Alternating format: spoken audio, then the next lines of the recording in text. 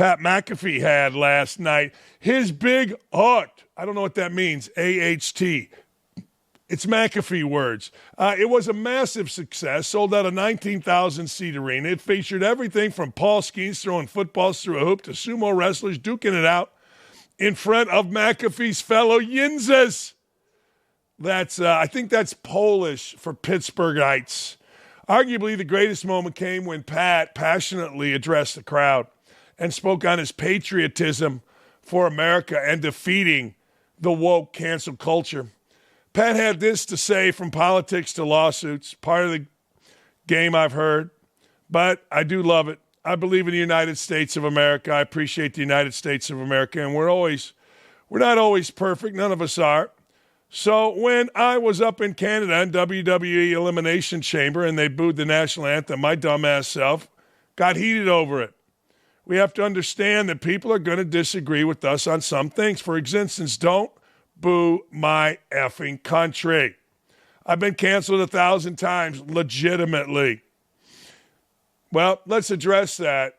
I could, if you wanted to, and a lot of people do, you could say that, well, as part of a WWE event, Pat McAfee getting all upset about the booing of the country was an act. But I know Pat, and that's no act. Pat has a deep love of a lot of things, and one of them is our country. We all do. Pat is smart enough, tough enough, and unafraid enough to stand up and defend it. Now, obviously, it's not the same as wearing a uniform, taking a rifle, standing a post, and all the other stuff.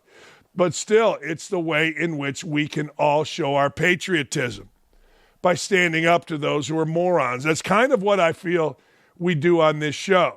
I feel like we stand up to the stupid. I feel we stand up to the disrespectful of our country. I feel like we stand up to the disrespectful of things that we hold dear. And I was glad to hear Pat say that last night. Now, obviously, he's speaking to a pro-Pat McAfee crowd, right? He's speaking to his people. They paid money to see him and his shenanigans. But you don't have to always say that. You can toe the line. Getting canceled ain't the worst thing in the world. In fact, it might be one of the best things that ever happened to me, or at least the attempt at getting canceled. And I admire Pat for standing up. I admire Pat for the way he goes about his business. Good for him. In the end, McAfee's big night was a big success.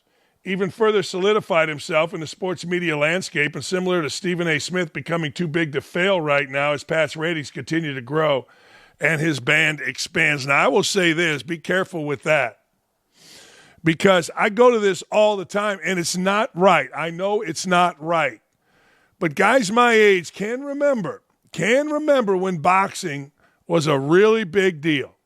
When we could all name 1 through 10 the heavyweight contenders. Boxing is basically dead now. Dead in the water. Things can go away.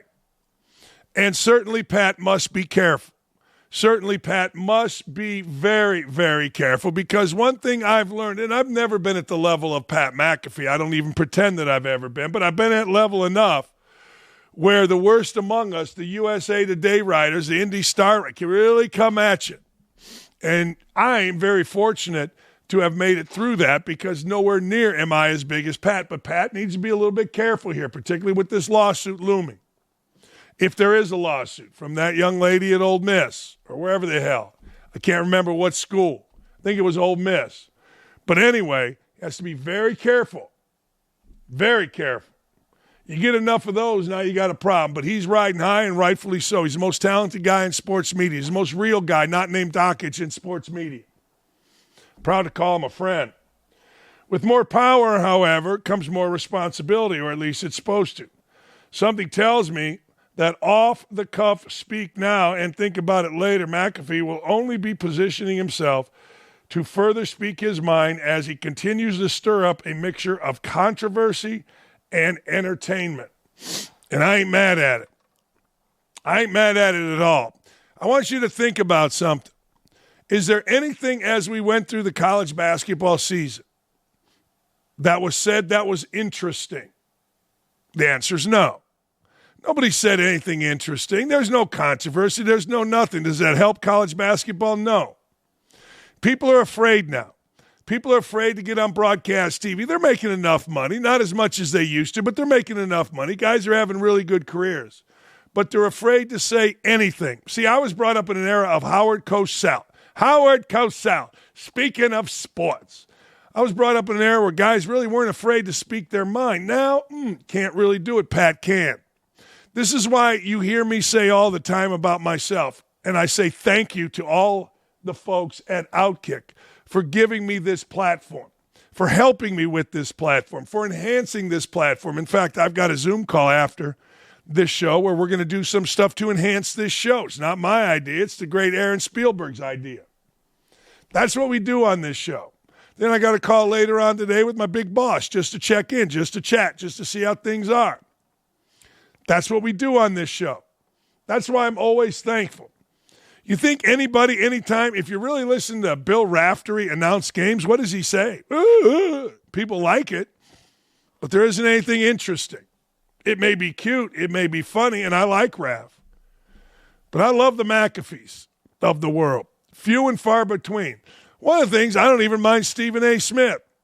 I don't mind Stephen A. Smith because he's not afraid to speak his mind, but I will tell you this, boy, did that burn Stephen A. Smith's ass yesterday, I guarantee you. That McAfee sold out a 19,000-seat arena. Imagine if Stephen A. Smith did that. Imagine if he tried to sell out a 19,000-seat arena in whatever town he claims to be from. I guess it's Philadelphia. Could you imagine? Imagine sitting in there listening to him yell and scream, tell everybody what he thinks and how everybody else is wrong. No, McAfee understands the cross-section of sports, entertainment, controversy, patriotism, and real. And that is a rare gift, my friends. That's why you sell out 18, 19,000. That's why people hang on every word. Pat also addressed all of the things that he is involved with, the controversies. And one of the things he said is he is going to make it very difficult for people not to be a fan of his. Good for him. We all evolve. We all grow. And Pat McAfee continues to dominate. And he had a great night last night, and I'm happy for him. Really, really happy for him. I'm not sure if you really go across the landscape, last thing, I'm not sure as you go across the landscape that there is one other person in sports media, maybe if you consider Peyton Manning in sports media, that could sell out a 17, 18, 19,000 venue. Maybe Peyton Manning. I don't think Charles Barkley could. Maybe. I don't think so. I don't think Peyton could. Think about that for a second and go back to this. A punter on the Indianapolis Colts has become the guy in sports media that can sell out a 19,000-seat arena, entertain people, and have people walking out of there going, that's one of the greatest shows I've ever seen. Think about that for a second. A punter that in his first year got arrested for getting drunk and jumping in a canal. And I said at the time, and I'll say it now, it was the best apology I've ever seen. I've never seen anything like it. I reached out to him when he was with the Colts after that. It was the best apology, the smartest apology, and Pat McAfee, sure, he made mistakes. We all make mistakes. Screw you if you act like you haven't made a mistake. We all have. But boy, oh boy, has McAfee come back, and good for him. Proud to call him a friend. Lives just right over there. That's how cool I am. Hey, man, this is a hell of a way to kick off Masters Week, and I got to have your attention on this. Brandel Chablis, who was a really good golfer. I mean, he's on the PGA Tour. He went on record, think about this, and said that Tiger Woods is the most, wait for it, underachieving golfer in the history of the game. This is interesting. This is why I like Brandel Chablis. He didn't just say that to be a numbnuts. He didn't just do it like Shaq, just say stupid stuff. No. He backed it up. Wait till you hear what he had to say. I would say, talking about Tiger Woods, he's the most underachieving golfer in the history of the game. And the way I got there is I can think of no other golfer who left 10 to 15 major championships on the table, who left 30 to 40 regular tour events on the table. Of course, he's the greatest player of all time, but he's also at the same time the most underachieving. When you look at the time he spent in his prime of his career, not injured, but dismantling, then rebuilding a golf swing, only to arrive back at the exact same place that he started at the expense of time. So he's not talking about just the injuries. He's talking about, and if you remember this, Tiger Woods would win a major or two majors, and then he would revamp his golf swing. And then he would suck for a while, a year or two, to come back, win another major or two. It's interesting. Nobody guessed beneath 20 majors at the end of his career. It was 20 to 25 majors. Over 100 tour wins is their estimate. Look, it's still a debate. A lot of people still think Jack Nicklaus is the greatest player of all time. I say it this way. Jack had the best career in terms of major championships. Tiger played better golf. Which would you rather have? Jack's record is ungodly. 18 majors, 19 second-place finishes, but Tiger had a higher winning percentage and won by wider margins. See, I don't care about the winning percentage or the majors. I care about the underachieving. You know, I hate to say this, but he's probably right. When Tiger was rolling, there's never been a more dominant player. His winning percentage, I believe, is still, well, maybe not anymore, over 25%. The average golfer wins like 3-5%, maybe. No. His was like 25%, record numbers. When Tiger Woods showed up, others got intimidated. If you had to play with Tiger, and I saw this firsthand, a few years ago, probably 6, 7, 8 years ago, the BMW Championship was here in Indy. I believe Rory won it. My brother and I finagled inside the rope passes, and we followed the golfers for 4 days. It was one of the greatest sporting events I've ever been to. Long story short, Sunday, we're following Tiger. The crowds are everywhere. We're like, all right, he's way out of it. Not even close. Let's go follow Phil. Crowds are all right. All right, Rory's leading. Let's follow Rory. Nothing. I mean, you know, people that were on particular holes, but nothing added on. The difference between a fading Tiger Woods and out of contention Tiger Woods with a first place Rory McIlroy in the next level of major events on the PGA Tour, not a Masters, was stunning to me. Stunning. When you played with Tiger Woods, you had to be ready. You had to bring your A game. You were intimidated. When he brought that red on Sunday, damn near most times, if he were in the lead or around it, he won the tournament before he ever teed off. Chambly's onto something here. Don't get injured. Don't mess with your swing. I don't know what he was doing to get injured. I have no idea. But Jack Nicklaus said it best. When Jack Nicklaus was asked about Tiger Woods breaking his record, he said, Tiger is a phenomenal golfer, the best talent I've ever seen. But before you hand him my record, understand it becomes way different once you have a wife and once you have kids. Your focus changes. Your priorities change. Guess what? Tiger Woods got a wife, got kids. Next thing you know, there was a 9-iron through the back of his car, and poof, damn near the career over. He came back and won the Masters a few years ago, unbelievably, but poof, over. Now, man, it's fascinating. It's really, really fascinating to watch. Is there a new Tiger Woods? Maybe. It would help Scheffler to win this one. I point there because the Masters is on. All right, file this one under what, Nick? What, Nick? I'll give you both Nicks. File this under two things.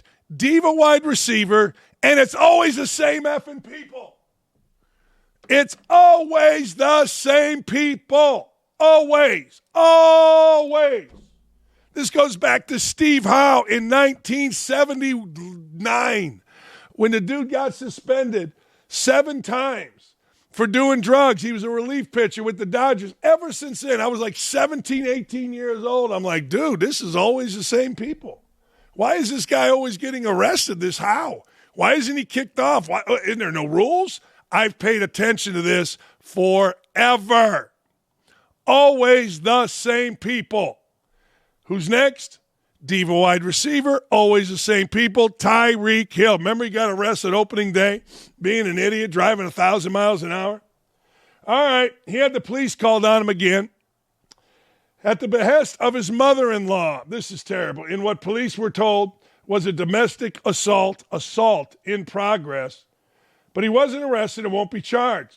So because this will not continue to be a legal issue outside of the fact that Hill and his wife are telling cops they're divorcing, becomes a matter for the NFL and the Dolphins.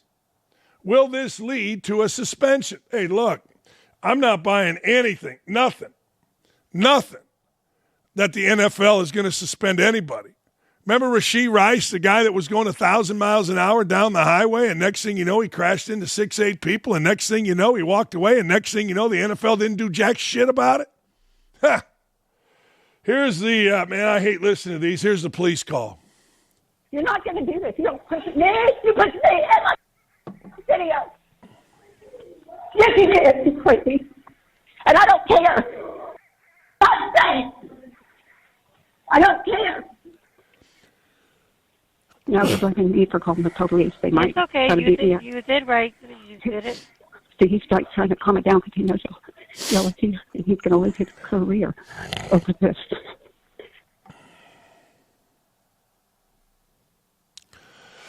I don't like police calls. I don't like it. Too personal for me. But anyway, so let's fast forward. The NFL has something called the personal conduct policy. And in that policy, it states players convicted of a crime are subject to a disposition of a criminal proceeding as defined in this policy are subject to discipline. But even if the conduct does not result in a criminal conviction, players found to have engaged in any of the following conduct will be subject to discipline. That's Armando. You know, it's always the same people. It just is. Here it is again. Being involved in a domestic incident in which police were called puts Hill on the NFL radar under the personal conduct policy. The Dolphins, meanwhile, are also under the microscope, and that's because Hill too often now finds himself garnering attention that paints him in a negative light. Look, you can get attention that paints you in a negative light. We just talked about it with Pat McAfee. Sure, you get canceled. Somebody writes an article. Who cares? But when you're involved with the cops having to cuff you, when you're involved with freaking domestic violence, and I have that in the wrong order. I mean, traffic violation, that ain't jack squat. But when you're involved in those things, whew, it's crap. Here's Hill's last year, 81 receptions, almost 1,000 yards, 6 touchdowns, almost 12 yards per catch. Good for him. Good for him. You don't think the Kansas City Chiefs, with all their nonsense, all their bullshit, aren't happy to get rid of that guy? Holy cow. Yeah, at some point you got to stand on business, Tyreek Hill. Some point you do. Speaking of standing on business, Deshaun Watson ain't messing around. We put a poll out yesterday. Would you rather have Deshaun Watson, Daniel Jones, or Anthony Richardson? I don't know. I personally would rather, I'm not even sure. D, none of the above.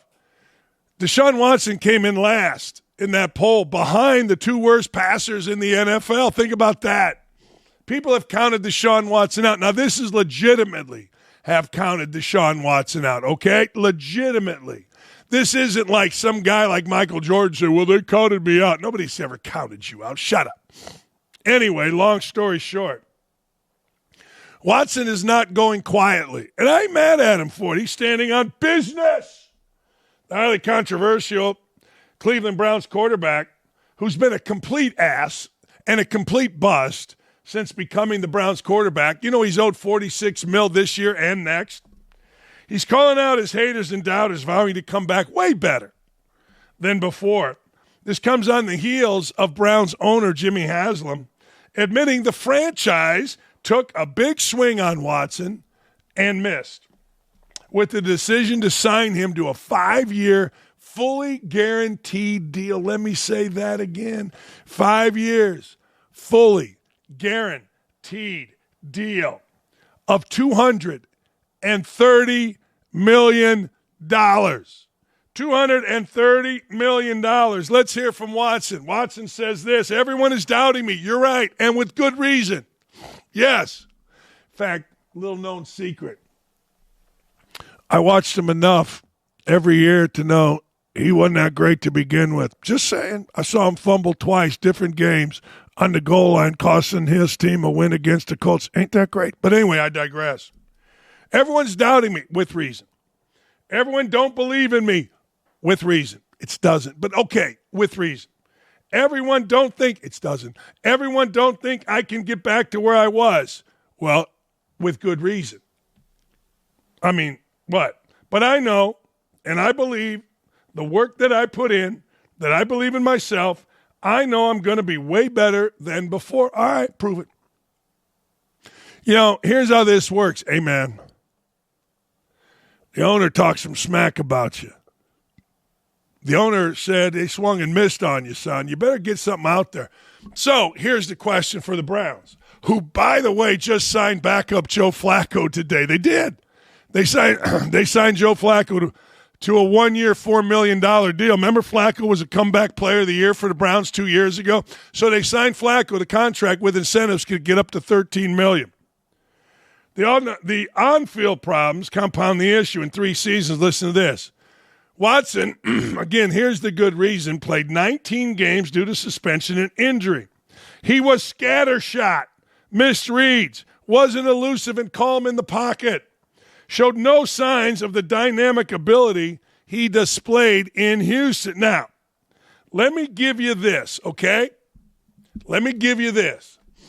You sign that deal, there's a lot of pressure. You're not ready for that pressure because you just had, 30-some women in Houston put a civil suit on you. So every day you're talking to your lawyer, how much money am I giving these women? What are we doing to settle this? Am I going to jail? Am I going to court? Where am I going? That's every single day. That doesn't go away.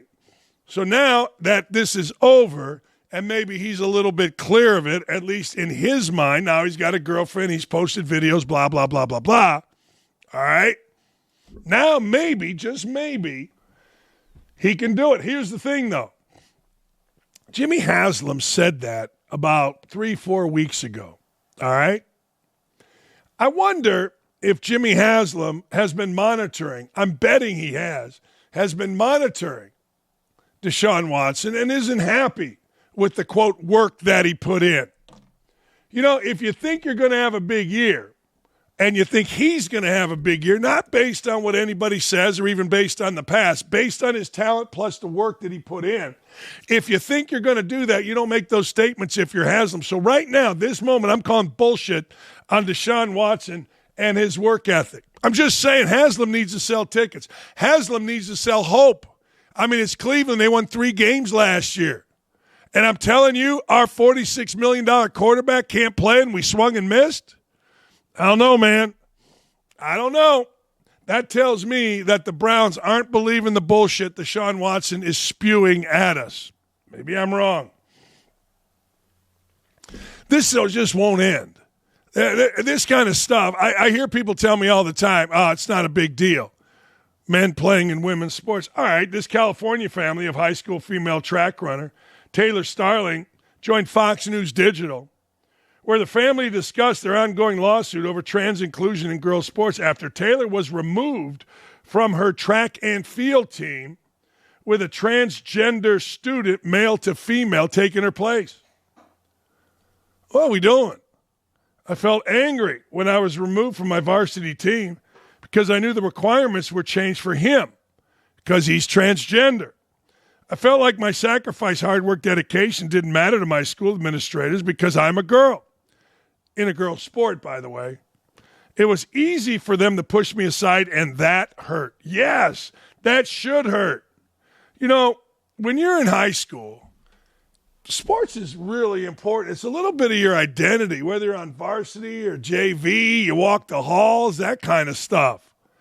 And here's this girl that worked her ass off, apparently, or at least was good enough to make the varsity team. And, well, we're going to let this boy play on the varsity team because, well, he feels like a boy. What the hell is that? In March, Starling had to watch her sister, Abby Starling, lose a 200-meter race to the same trans athlete that took her varsity spot in the fall.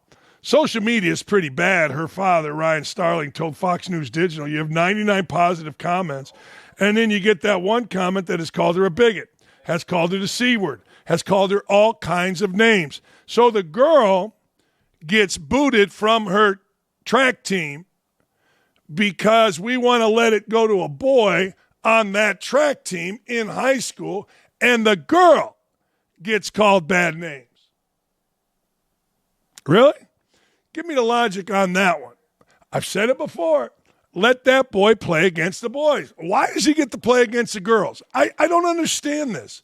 California, here we go, Democratic Assembly member Rick Burr compared them to Nazi Germany practices. For Taylor Starling, it was a comparison. She was able to stomach more than the others in the room because, according to her lawsuit, the school administrators at Martin Luther King High compared her Save Girls Sports T-shirts to swastikas back in November.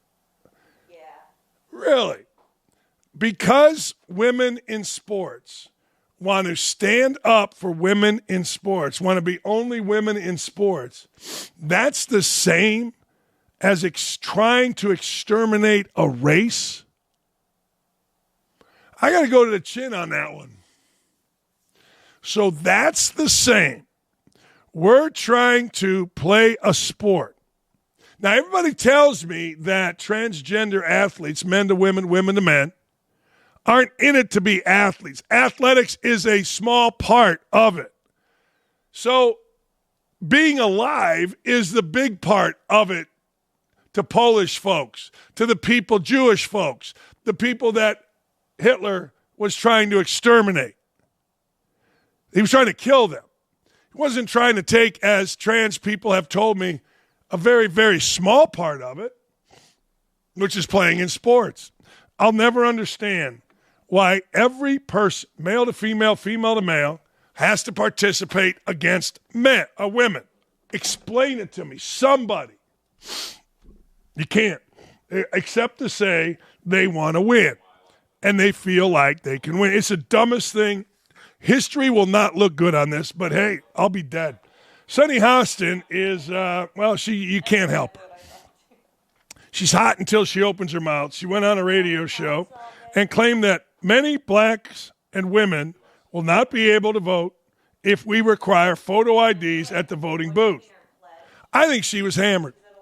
Dan, do you think she was drunk when she made these comments, or is she that stupid? Listen to these comments. Don't have cars, don't have driver's licenses. So it's sort of a vestige of, I think, post-slavery laws where black people had to prove their right to vote. And oftentimes they couldn't vote because they couldn't pass some crazy test, or they didn't have the appropriate ID. It also affects women that are married. Maybe your passport reflects something that's different on your birth certificate or on your driver's license. So really the bottom line is voter suppression. And I agree with him 100%. It's a brilliant notion that less voter ID laws allows more people to vote. And most democracies do it that way. We're the only ones that really don't do it that way. Right. I mean,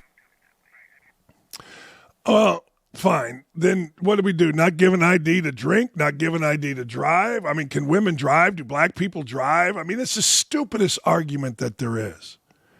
Like, what? Do you feel that? Well, what's the right word?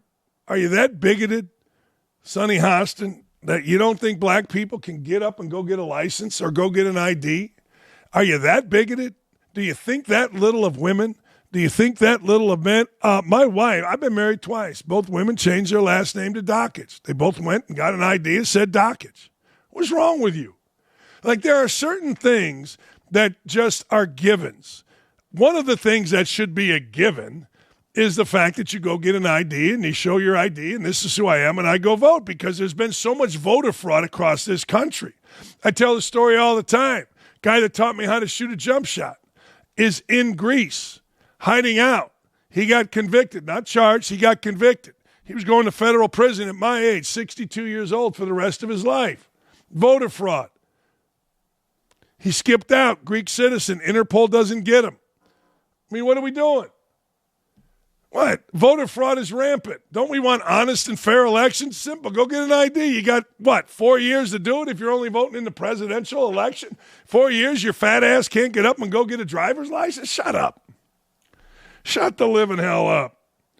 The View requires a photo ID for their live audience. A photo ID. According to Sonny Hostin, this means they don't want blacks or women in their audience.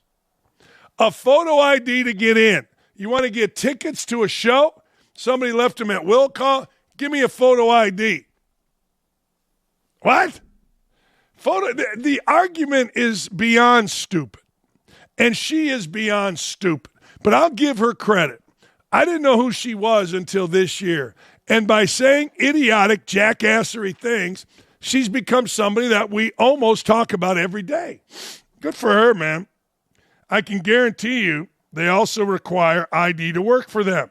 So they don't want black people working for them. I don't know. You're not going to work and not having an ID. You know, it's called onboarding. You got to onboard. And as Aaron and Gary know, when everybody joins Fox or OutKick, there's a lot of onboarding. Social security number. Are you not supposed to have a social security number now? ID. I don't know. You know, there's a liquor store over here. Well, it's not a liquor store. It's a grocery store. It makes me feel good sometimes because whenever I go buy wine, I got to show an ID. I'm 62 years old. I haven't looked 21 since I was 12. But God dang it, I got to show an ID. How hard is that? Get into a studio, show an ID. But we don't want one to vote. That's not even an issue that any rational person can believe it. It's not. I'm sorry. I get it. Sonny Hostin is trying to enhance her brand by being a dumbass. I get it. Sonny Hostin is trying to keep herself on the show by being talked about. All publicity is good publicity. I understand.